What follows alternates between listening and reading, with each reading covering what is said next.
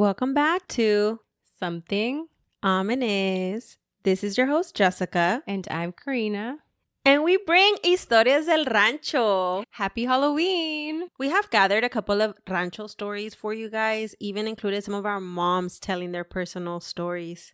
Yeah, so just to give you some background, when we say Historias del Rancho, rancho usually means like a very, very small town. Sometimes it's like a town, within a city, within a state. So it's just a very, very small place. These ranchos are located in the state of Mexico named Guanajuato, around a city named Celaya. We'll go ahead and start. Yeah, do you want to say the first story? Yeah, I'll go ahead and do that. The year was 1979. It was a Sunday in a small town called Rincón de Tamayo, a municipality of the city of Celaya. It was around 9 at night. I was coming from an errand with my parents and one of my brothers. When we turned down the street where we lived, which was empty, we saw a young man walking in front of us. None of us saw where he came from. He suddenly appeared out of nowhere. We only saw him walking. My brother even mistook him for one of his friends. The strange thing was that before we arrived at our home, there was this abandoned house in the middle of the street for quite some years and a bit of land. Obviously, it was full of huge weeds and dry grass. It was even locked with a padlock on the outside of the door. Often when you passed by that abandoned house, you felt afraid even if it was in broad daylight. It seemed as if someone was inside and they were watching you as you passed by. That's so creepy. Well, when that young man was walking in front of us, he arrived at that abandoned house. We saw him arrive and enter. It was as if he passed through the door and got lost inside. When the moment came for us to pass in front of that abandoned house, we felt chills, since we all knew that that place had been abandoned for many, many years. The horror we felt was so big that none of us dared to turn around. Since then, as night approached, many people told us of having seen that young man do the same thing for several nights. For this reason, many residents of the street, as it gets dark, avoid passing by that scary house. In the present, someone built there, but we don't know if the ghost is still hanging around, frightening the people who live in that place to this day. The question of all the neighbors is, who was that guy? And why did he always go to that house? To this day, no one ever knew. Only that he was a ghost, that he lived there, and surely continues to haunt that place. Still, to this day.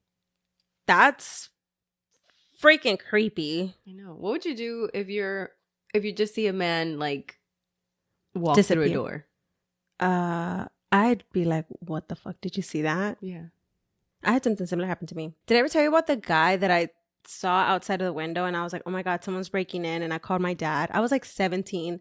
I was home alone. My mom was in Mexico. My dad and my brother went to go buy some tires, and they had left maybe like within 5 minutes. I see this man coming from around the backyard, and I'm like, this dude is going to break in. I was cooking. I grabbed the machete, and then I had a saucepan full of oil. I was ready because, I've always watched true crime. So I was like ready. If this motherfucker comes in, I'm going to throw this saucepan full of boiling oil to his face, and I'm going to try to chop his head off. I had like a whole plan, and then he was gone. But it turned and looked at me. So like I could relate to this story. I think that's the first time I've ever seen a ghost at the house. Wait, did you see his face? Yes. Till this day, I remember how he looked. One thing I don't know is what shoes he was wearing. Mm-hmm. I can't describe if he was floating. I know he was wearing a white t-shirt, black baggy jeans, and I think his feet, I don't know, I just feel like I saw black. So I don't know if he was wearing black shoes or if he was like gliding through. His hair was long, combed back. I remember everything. Dark brows, dark hair. So I was like, did I see someone? And I'm like looking everywhere. So I could really relate to the story. Like, you're tripping. Are you tripping? Are you okay? Yeah, did I really just see that? Yeah. Yeah. And the fact that as a family you saw this. Because when you're by yourself, I feel like you can say like, oh, like maybe I saw him open the door. Or something like that. But no, like you all saw the same thing. Like they all saw it. They can all say like, no, we saw that. We literally saw this person walk through that house. In Mexico, I mean, I'm sure there's here too. But over there, I feel like when we would go, we would go to Celaya. Like there were so many abandoned houses that you had to almost like run through them outside. Yeah, the energy is so strong. Like you feel the creeps. Like you don't want to look at the house because someone's going to be looking at you. Okay, so I'll read the next story. I was at a ranch finishing my karaoke work at 1 a.m. They let me sleep in a house where there was an open Bible at the head. I went to bed and I was barely getting sleep when a short man, all dressed in black, jumped on top of me. With one hand, he squeezed my neck and he told me he was going to kill me, but that one of my grandchildren was going to die along with me. Which of the two did I want to die with me? I told him, let me go, let me go. And he told me with his very hoarse voice, take away that Bible that's getting in my way. No, no, no. And when he told me that, I remembered Psalm 91. I just repeated the word, Psalm 91, Psalm 91. And I could only remember 3 words and it disappeared. Then I sat down and prayed Psalm 91 many times until dawn. I didn't sleep at all anymore. When I started walking, my right foot hurt a lot where he dug his fingers and my neck hurt. Then I went to Tarimoro to see a curandero, and immediately when he saw me, he told me, sit down, you're carrying a ghost. And yes, the truth is I felt very bad. He took that ghost from me, and after that, my pain went away. So the ghost was pretty much hanging on to her back. Yeah, like it was clinging to her, I guess. Trying to suck her life away? It sounds like he was just trying to take her life. Yeah, I don't know. Didn't we hear one time that like ghosts attach to like your energy? Like ghosts can attach to your energy. I've heard of that. No, I've heard of ghosts attaching to you for whatever reason, your energy. Mm-hmm. But I wonder why it attached to her. I wonder if because the Bible was on the headboard. Because he said, like, take that Bible, it's in my way. Like, it's not letting me do what I need to do. So technically the Bible protected her. Mm-hmm. And her saying Psalm 91, Psalm 91. But he still clung on somehow. It was trying to kill her. But yeah, that's scary. The fact that she felt him and like still had pain after that. And she described him, so she saw him. Mm-hmm. Okay, so I'll go ahead and read the next one. They said that before. I don't know now, but they said that in the water well, a woman came out on the edge, combing her hair, and many people saw her. It's good that it didn't happen to me because I'd be afraid. I thought about the ring. Another story. Through a huge field, a very large black dog is seen. My husband tells me that he once went there at 11 at night. When he reached the corner of the field, there was the dog. And since he was so big, he was very terrified and stood still. But the dog didn't leave and didn't move either. Out of fear, he ran down another path.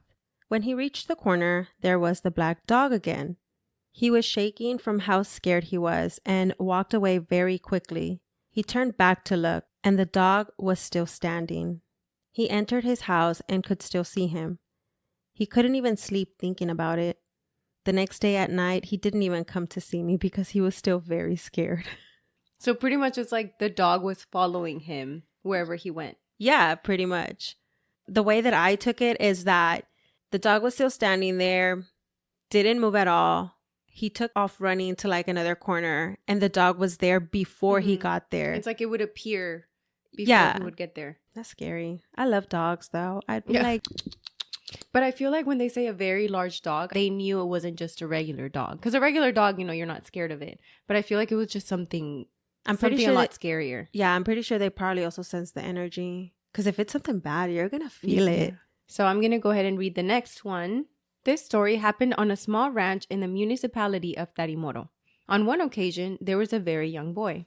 One morning, he woke up and spent the whole day locked in his room listening to music. Then he went out and grabbed a rope. He entered one of the last houses on the ranch that was empty. He entered and never left the house again. When his father went to look for him because people had told him that they saw him enter, his father went in and found him hanging. The boy had hung himself. Later at his funeral, they were praying the rosary. All the people were surprised when a very large black dog entered and stood exactly at the foot of the coffin where he was. The people continued praying and no one noticed the dog anymore if he got out or what happened, and they finished the rosary. That's when everyone started saying, well, and the dog that came in, whose dog was he? Well, he was not mine. It turned out that the dog had no owner. There were those who said, didn't you see his eyes? He had very red eyes. They looked like firebrands. From there, people started saying that maybe the dog wasn't good, that he could have been something from another world. Well, that's exactly how it happened, and it's been 1 year since that event. These last 2 stories share the large black dog. The first one didn't mention the red eyes, but again, I mean, the dog was far away, could have had the red eyes. the description was the same, and they're all within the surrounding area. Yeah. So there is a large black dog that's coming around and causing fear. Yeah. And I did ask the last one that I read about the dog going to the funeral. We did ask her just to describe the dog, and she said that he was very large, so not like a regular dog, just a lot bigger, maybe the size of a wolf. She described him similar to like a German shepherd, just a lot bigger. So I did some research on just what it could be if there's a legend similar to this in this area, and I learned about El Cadejo Negro. There's different theories on where this red-eyed black dog came from. In European folklore, there is a black shark who's supposed to be an omen of death.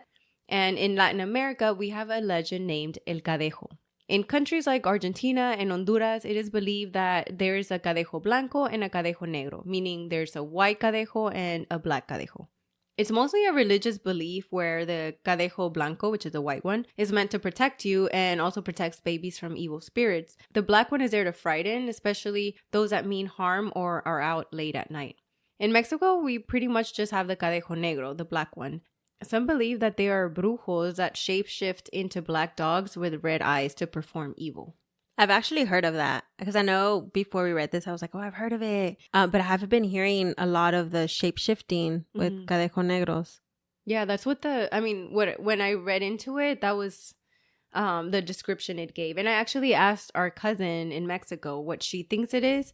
And she said that it's an evil spirit. Like she said, no, this is like coming straight from the devil. And then I told her, I'm like, have you heard that they could be brujos, witches? And she said, yeah, because they look up to the devil. Oh, that's so creepy. I know. So we were able to record some stories from our moms, and we are going to include them on here. They are going to be in Spanish. So if you like, you can skip if you don't understand Spanish, but we will discuss it a little bit with each other right after. So my mom is first. Okay, Ma, cuéntanos de las historias que tienes de cuando estaban chiquitos. Pues mira, cuando estábamos chiquitos en la casa donde nosotros vivíamos, era una casa grande, alta, y éramos varios hermanos que vivíamos ahí con mis papás, y pues casi todos oíamos lo mismo, todas las noches nos espantaban, oíamos unos ruiditos que se oían así como siempre hacían 3 veces y pues eran en diferentes lados, no era como que no mirábamos nada, pero todo lo oíamos, como que siempre en esa casa siempre oíamos como alguien que estaba con nosotros, como que alguien estaba atrás de uno mirándote. Y luego también lo que oíamos mucho era en el techo de la casa, como cadenas que rodaban y rodaban, que iban rodando y caían a donde estaba el trastero, donde estaban todas las vasijas, y como eran de barro, pues se oía como que todas se rompían. Íbamos a mirar y todas en su lugar. En esa casa, en la parte de la cocina, había siempre se hacía como un hoyo, como unos cuadros de cerámica, no era cerámica, era como cuadros tipo rústico, como canteras, y ahí en ese lugar siempre se sumía. Había veces que arreglaban y se volvía a sumir. Entonces ahí en ese lugar muchos dijeron que ardía en la noche, o sea, como que había unas llamas que se alzaban. Entonces nos dijeron que posiblemente ahí había dinero, pero nadie escarbó hasta que desocupamos esa casa. Alguien escarbó y nunca supimos nada. Entonces no sabemos si alguien sacó dinero de ahí o no sabemos, pero en esa casa siempre oíamos muchos ruidos. Esas cadenas se oían en toda la casa. Había veces que oíamos como pasos arriba del techo y pues no era nadie. Entonces siempre dormíamos en la noche juntos porque nos daba mucho miedo. Esos eran los ruidos que siempre se oían. Y ahorita esa casa pues hicieron la iglesia de ahí del rancho. Entonces ya Creo que todavía se oyen ruidos si alguien está ahí, pero ya no, ya se abandonó la casa y luego ya con el tiempo pues hicieron ahí la iglesia. Porque dijiste que ahorita que vive ahí tu primo todavía escucha, ¿verdad? Sí, a un lado de esta iglesia vive mi primo, entonces ahí en esa casa todavía se oyen muchos ruidos, se oyen que tocan las puertas y no es nadie, y se oyen muchos ruidos y dice mi primo que ellos ya hasta se acostumbraron al ruido, o sea, ya ni les da miedo porque dicen que todas las noches se oyen muchos ruidos. Entonces esa casa está a un lado de la iglesia, entonces pensamos que son las mismas ánimas o no sé qué es, ¿verdad? Pero todavía andan ahí hasta ahorita. And my mom is second. Ok, pues esta es mi historia. Bueno, mira, nosotros somos una familia de 12. Entonces nosotros vivíamos en un ranchito que se llama El Toro. Y todos nacimos en una casa grande. En esa casa había un portal muy grande y ahí pues nos espantaban mucho. Llegándose a las 12 de la noche se oían muchos ruidos grandes y se oían ruidos que arrastraban cadenas, que se tiraban cosas grandes. Había un rinconcito de la casa y ahí mi papá siempre tenía sus herramientas como picos, como unos tubos grandotes de fierro y todo eso se oía como que todo se caía, pero se oía un ruido bien grande y luego se oían pasos que salían. Había una puerta al lado del patio y otra al lado de la calle y se oían los pasos que desde una puerta hasta la otra, pero unos pasos grandotes así. Y de repente pensábamos que ya iban a entrar donde estábamos nosotros, pero se pasaban los pasos y se oía bien clarito. Y luego a veces se oía que aventaban piedras y que caían y decíamos, no, pues ya rompieron todos las ollas que había en la cocina porque teníamos ollas, pero de esas de barro. Y esas, pues decíamos, pues ya se rompieron. Y no, pues al día siguiente que nos levantábamos estaba todo exactamente así como se quedaba. Al día siguiente pues ya estaba todo igual, en orden. Y luego pues en una ocasión llegó Ángel, que era sacerdote. Ya en ese tiempo él ya se había ordenado de sacerdote.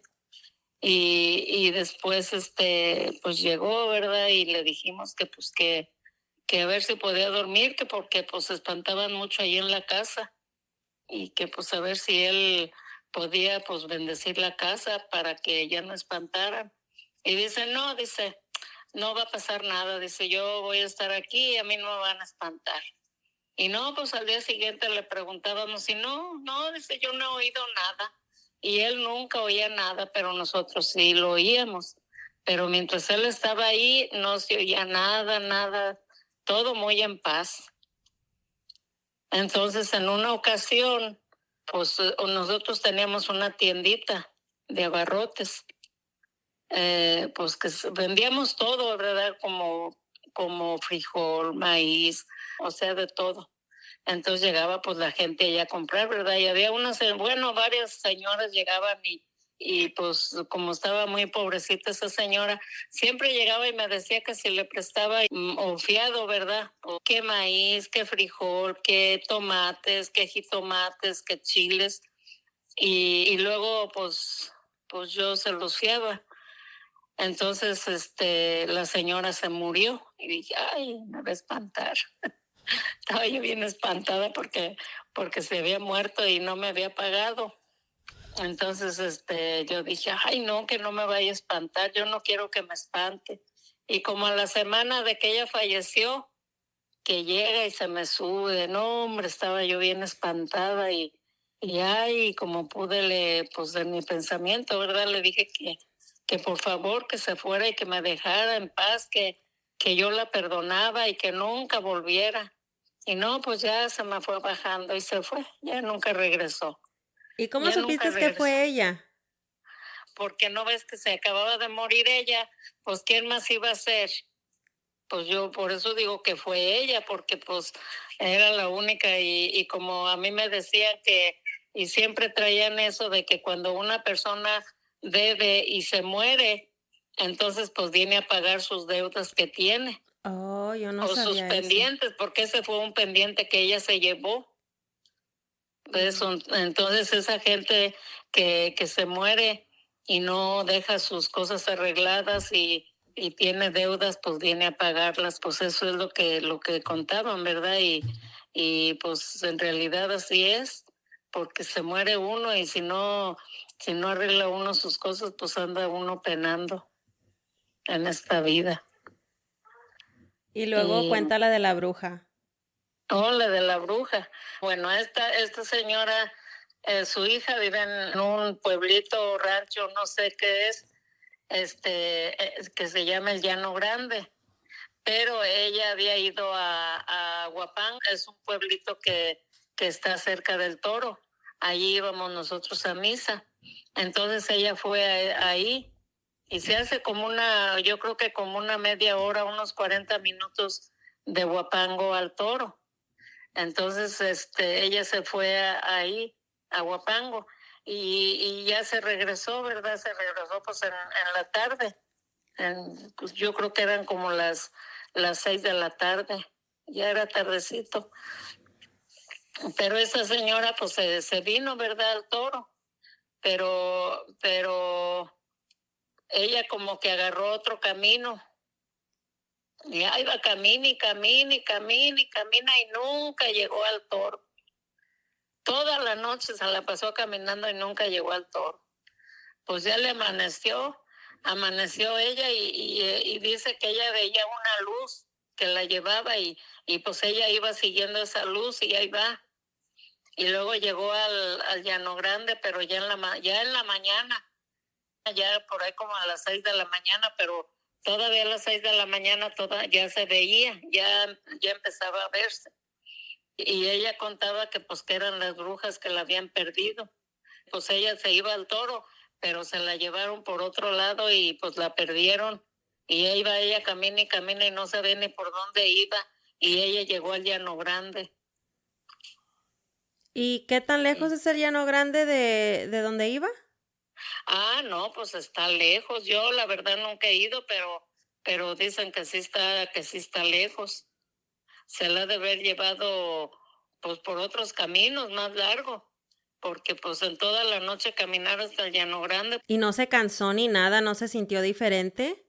No, pues sí, pero pues ella que tenía que caminar, porque pues ella tenía que caminar hasta que llegara donde iba a llegar. ¿Y no te explicó si se sentía como perdida cuando estaba siguiendo la luz? No, sí, ella se sentía perdida, ella pues andaba perdida, no sabía ni dónde estaba. No, ella no sabía ni dónde estaba. No, pues ella en ese pueblito, en el Llano Grande, ella tenía una hija que vivía ahí. Pues se sorprendió porque pues llegó ahí, pero ella iba siguiendo esa luz y como en ese tiempo había muchas luces que decían que ya después de las 12 salían las brujas y las brujas pues llevaban como les decían linternas. Y iban con sus linternas y pues se veían las luces, muchas luces que se veían y ella fue siguiendo esas luces y pues la llevaron hasta a ese pueblo. Está lejos de ahí del rancho al Llano Grande, yo creo que son como unas 3 horas o más lejos, porque sí está lejos.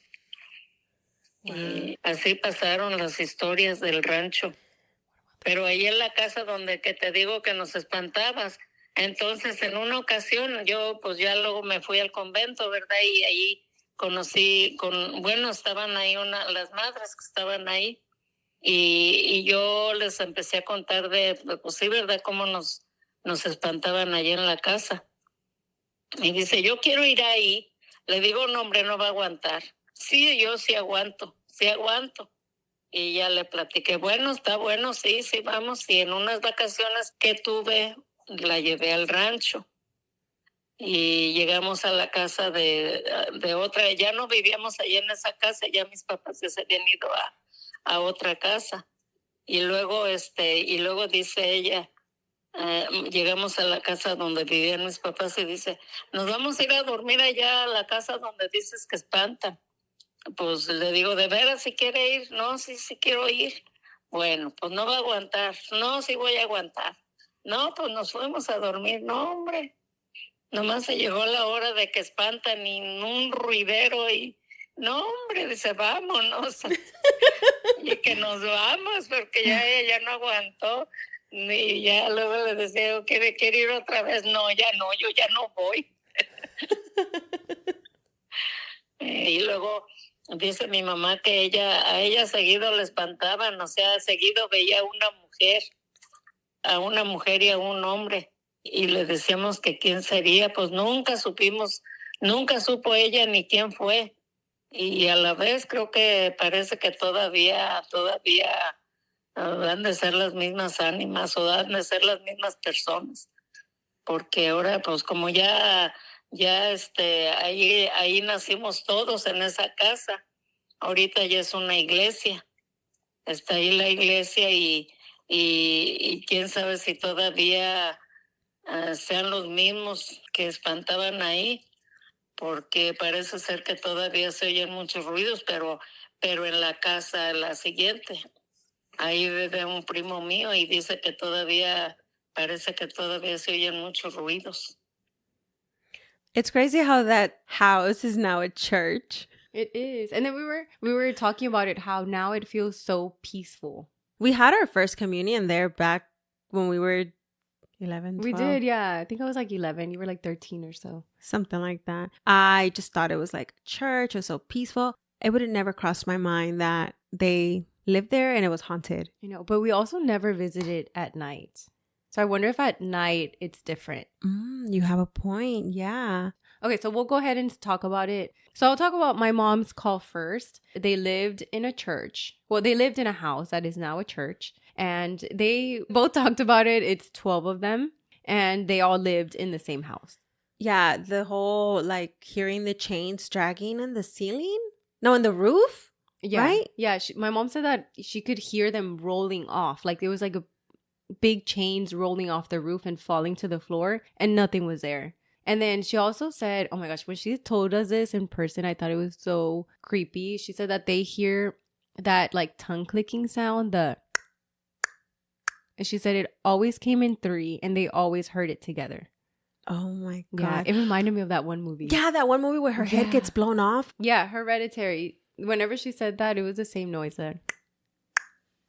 I thought about it right away when she said that. I was like, oh my God, it reminds me of that movie. And she also mentioned the hole that would form. She said that it was around where the kitchen is, where they had all the dishes. Mm-hmm. And that there was always like a big dent in there, and they would fix it. They would dig in, they would fix it, and then it would happen again. And she said that area, that specific area was really hot, like almost like it was burning. Like I'm guessing the floor felt like it was burning in that area.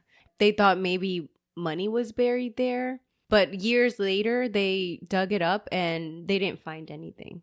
Yeah, they don't know to this day if they did find like if they money. had dug, my mom was saying, you know, maybe if we had dug in that moment where we would see a denting and where the burning would happen, that maybe they would have found something. I do wonder if something is buried underneath, because, you know, on my mom's story, she said how grandma would see a man and a woman. So what if they're the ones that are buried underneath? Yeah. I mean, it's so old. Yeah. So many things, so many years. And then the story of my mom. Oh, that's the story that I talked about on the sleep paralysis, where she said that se le subió el muerto. I had no idea that in Mexico, they believe that if someone dies and they owe you money, after they die, they come looking for you because they feel guilty for not paying you back. So when she was sleeping, she said que se lo subió el muerto, and she thought it was the lady. That is very scary to me. I don't think I've ever experienced sleep paralysis, so I don't know. And then how our uncle, the one that was a priest, how when he went to spend the night, nothing happened. Yeah. Nothing at all happened. But when she took the nun, Mm-hmm. it was going crazy. She heard everything and she couldn't stay the night. She was like, gotta go, peace. I think that's so funny because I told my uncle, like, we can't even sleep. Everything, everything's going wrong. And then my uncle goes and, like, nothing. Oh, yeah, the story with the bruja. Because in Mexico, see, I'm learning something about lights. I didn't realize, like, if you see a light. Yeah. Oh, my mom talks about that. She literally says that they would go outside para ver las brujas, to see the witches. And that they appear like big lights. Like a lantern. Yeah, Right. like a lantern, but a lot brighter. And it's like a circle. And she said that they would float in the sky, but it wasn't up high. It was just above the ground. I've never heard of that. And it'd be like a group. So that's why they can't explain. I mean, my mom just says that it's a witch. They believe it's brujas. Yeah. Mhm. How that lady was just following the light. I don't know. This is me. If I know that those are witches or, I believe they're witches, I'm not following that light. And she got lost for 12 hours.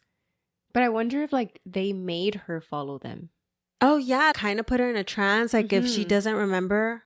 Because I do remember I asked my mom if she was tired and she said she was tired, but that I think time went by so fast for her. Yeah, it's like she had to keep going. Yeah, I don't think she said it in this call because I had asked her before, but she did say that she was just kind of like going and going and going. And next thing you know, she's 3 hours away from where she had to be. She walked all these hours.